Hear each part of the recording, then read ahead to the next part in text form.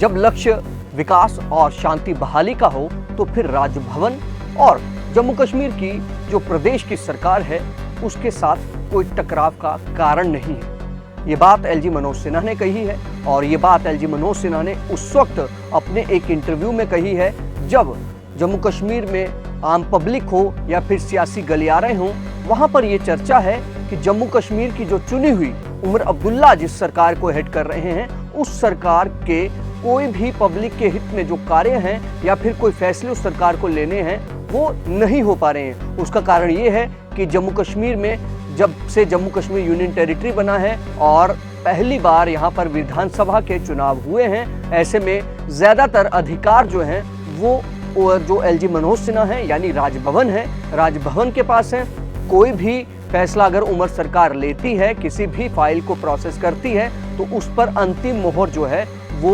राजभवन से लगेगी। आपको बता दें कि ये इंटरव्यू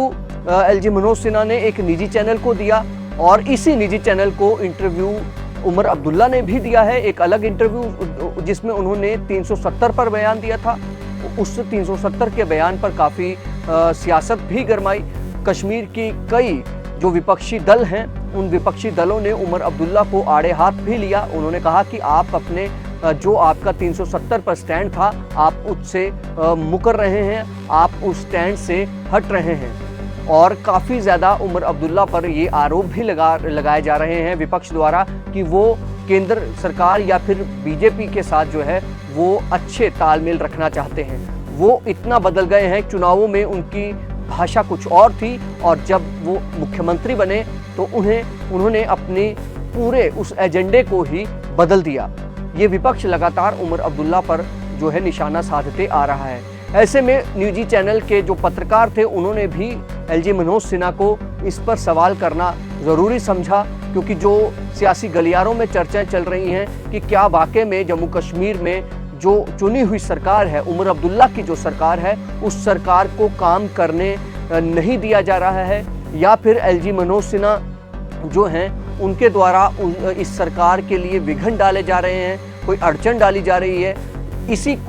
इसी पर जवाब देते हुए एलजी मनोज सिन्हा ने कई चीज़ें साफ की हैं। उन्होंने कहा है कि हमारा कोई टकराव प्रदेश की सरकार के साथ नहीं है, क्योंकि प्रदेश की सरकार भी जम्मू कश्मीर का विकास चाहती है, यहाँ पर शांति बहाली चाहती है। तो हमारा मकसद भी बीजेपी या फिर एनडीए का मकसद भी, एनडीए की सरकार का मकसद भी जम्मू कश्मीर में शांति बहाली और विकास है। इस बीच एलजी मनोज सिन्हा ने आतंकवाद पर भी बात की है। उन्होंने कहा है कि जम्मू कश्मीर में आतंकवाद एक बहुत बड़ी चुनौती था और उस चुनौती को हमारे सुरक्षा बलों ने, हमारी एजेंसियों ने उसे स्वीकार किया और आतंकवाद को आज जड़ से खत्म करने की ओर हम बढ़ चुके हैं और कई हद तक आतंकवाद को खत्म कर दिया गया है। उन्होंने ये भी कहा कि कई आतंकी कमांडर अब यहाँ पर नहीं रहे, उनको कईयों को ढेर कर दिया गया, कई यहाँ से वो अब एक्टिव नहीं रहे, सक्रिय नहीं हैं कि वो आतंकी हमलों को अंजाम दे सके या कोई ऐसी रणनीति रच सके। हालांकि बात करें जम्मू कश्मीर की तो पिछले कुछ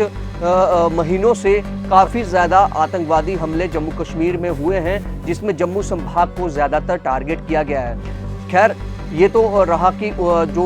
एलजी मनोज सिन्हा हैं उन्होंने अपनी तरफ से ये कहा है कि कोई टकराव उमर अब्दुल्ला सरकार के साथ नहीं है। तो वहीं दूसरी तरफ अगर उमर अब्दुल्ला साहब की बात करें तो उन्होंने अपने इंटरव्यू में ये कहा था कि जो ड्यूल पावर सिस्टम है, यानी कि जो दो पावर सिस्टम है, उससे राजनीति या फिर जो जम्मू कश्मीर में जो सरकार है वो नहीं चल सकती है, लोगों के काम ऐसे नहीं होंगे। ड्यूल पावर सिस्टम में कभी भी पब्लिक के हित में काम नहीं किए जा सकते हैं। उन्होंने केंद्र की सरकार पर भी ये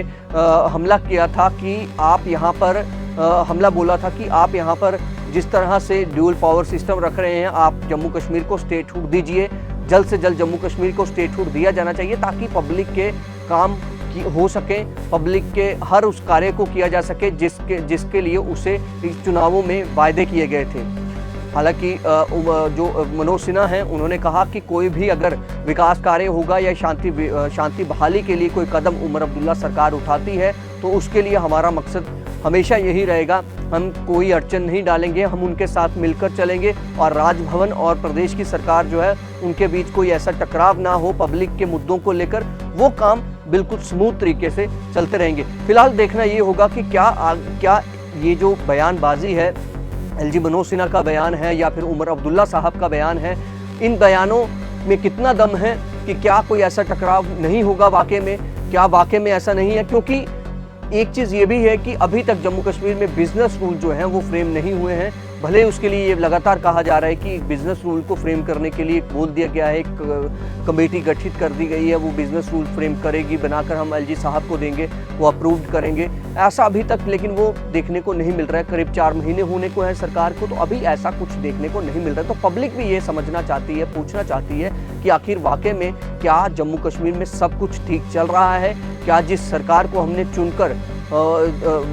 यहाँ पर असेंबली में भेजा, जिन लोगों को, मुख्यमंत्री साहब को असेंबली में भेजा, तो क्या वो मुख्यमंत्री साहब हमारी उन जो हमारे साथ वायदे किए गए थे उन पर खरा उतरेंगे? क्या मुख्यमंत्री उमर अब्दुल्ला जो हैं पब्लिक के हर उस छोटे छोटे काम को